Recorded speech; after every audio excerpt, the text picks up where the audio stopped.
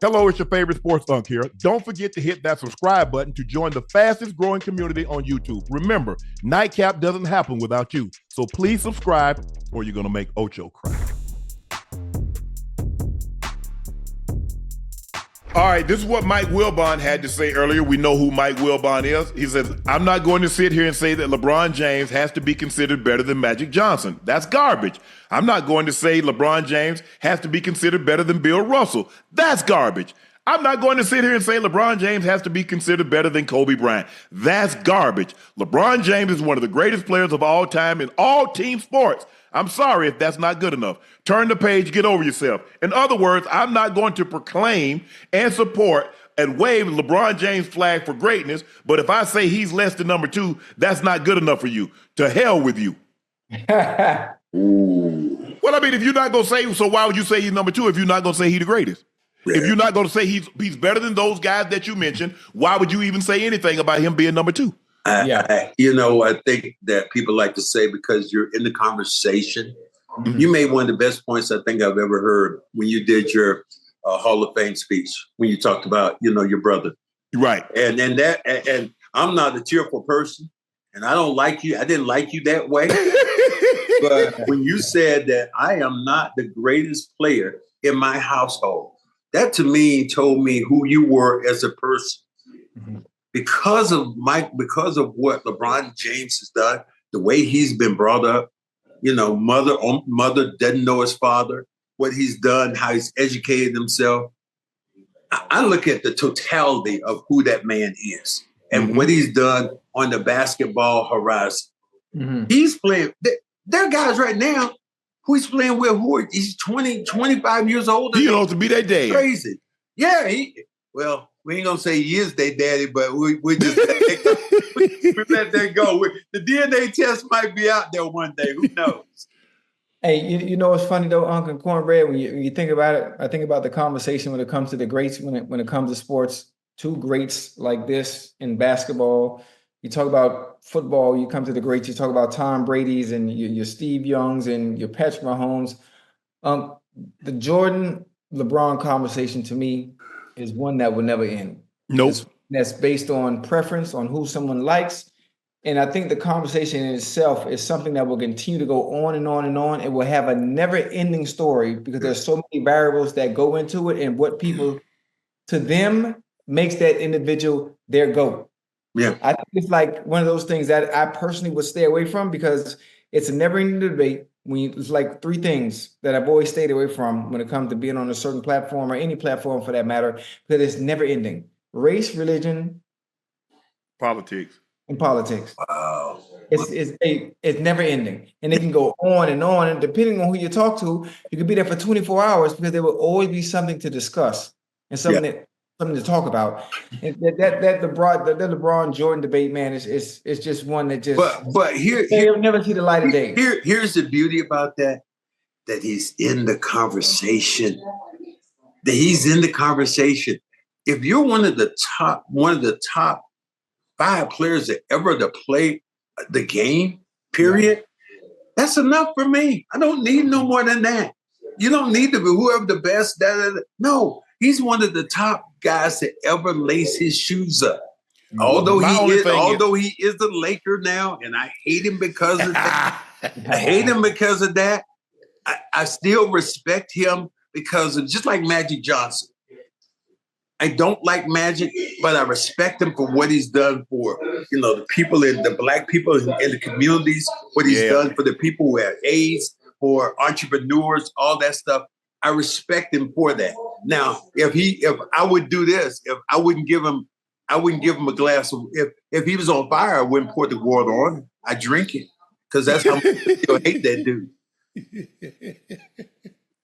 I just think, look, it's easy to say that because I think Wilbon does have a great relationship with Jordan because I've heard him have other takes on other being the greatest when he talks about boxers and he talks about Ali and other sports that he said that he feels very comfortable saying this. But it just so happens this discussion that he's not going to say that. That's his boy. Come on. Okay. That's his boy. Oh, okay. I'm just saying because boy. I've heard him have other discussions where he had no problem. I love Michael Wilbon, but that's his boy. Mike is his boy. Mike in Chicago. Michael Wilbon in Chicago. You can't go against that man. And I get it. Yeah. Say that. Yeah. Because a lot of time when people ask me a question, man, I'm biased.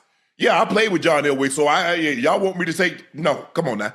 Yeah, my brother, in certain situations, I'm biased. I'm not going to be able to, I can't separate it. Most of the time, I can be objective. But in this situation where I'm talking about a family or something like that, I'm biased. No, I can't separate Well, the two. I walked in the room my first year, my second year in the league, I was averaging 18 and 10. There was a white guy that came on the court for our first practice, and I gave him a clap like this. Great White Hope. And it was Larry Joe Bird. Let me tell you what, by the time that practice ended, I went to the first black person I could see. I said, you know what? That damn white guy can play down there. So I learned the thing. You don't judge a book by its cover. You really don't. And you know, God's a funny God. God doesn't give me one, but God gives me the two best white players ever to play together in Bird and McHale. And I dare say I might have the best white team ever when I think about if I get those two and I put Havlicek in there, I put Dave Cowens in there, I put Pete Maravich in there, all white team. I got it. I got it down hands pat in basketball. So I was prejudiced as a player, but my God, those guys can play the game at a high level. You want to talk about this? Michael Beasley also chimed in on the Jordan-LeBron debate. With Jordan, they don't talk about negativity. But with LeBron, we watch his good, his bad, we watch his ups, his downs, and he's been so great, we don't have anything else to say, so we talk about his son. Well, here's the thing. During his era, there wasn't social media like it is now. Oh, yeah. That's the kicker. Unc, you know, you and Ocho, you know how social media is. Unc, absolutely. Came all over the paper. Social media, you'd have never read about some of the things that some of the people have done and said, but social media has changed the landscape for any athlete out there. And if you don't understand it, then you're a fool out there.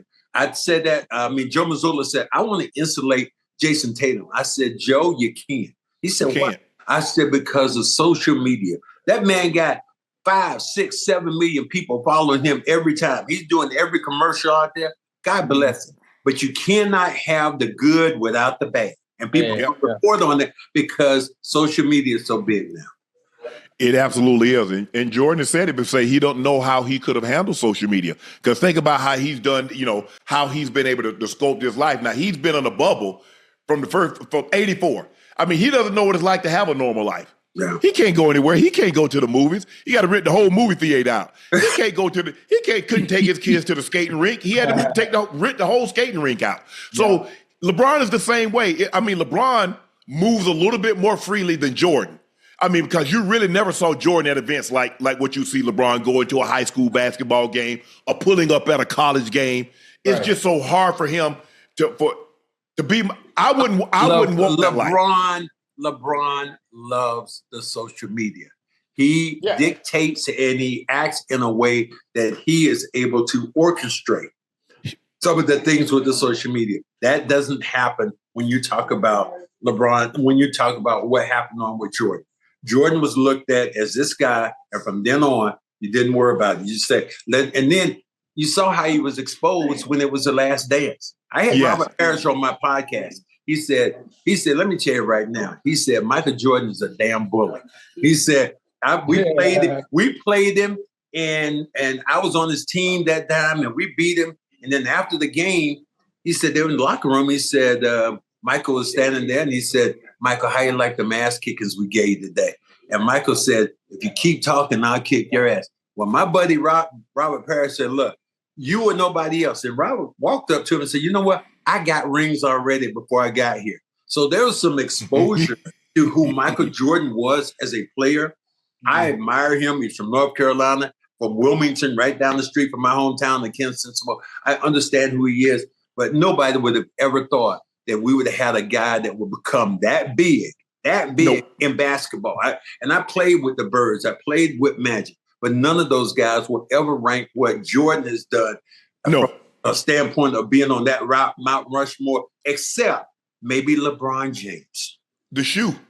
Because, Cornbread, you remember, like, guys had shoes like Moses Malone and the Iceman. They wore Nike. Nike wasn't that big back in the late 70s, early 80s until Jordan took it over. And then you had the weapons, the cons. Bird wore the cons. Magic wore the cons. Dr. J made the cons really famous.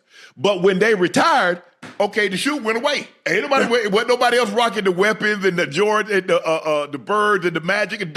But Jordan ain't dribbled a basketball in 25 years. Yeah. And he still got the number one selling shoe. You're right about that. And people say that right now about his ex-wife, Juanita. How the hell do you try to go date her when you're walking up in his shoes? Are you, hey, baby, how you doing? Whoa, what you got on your feet? Whoa, take the shoes off. You're coming before you come in here.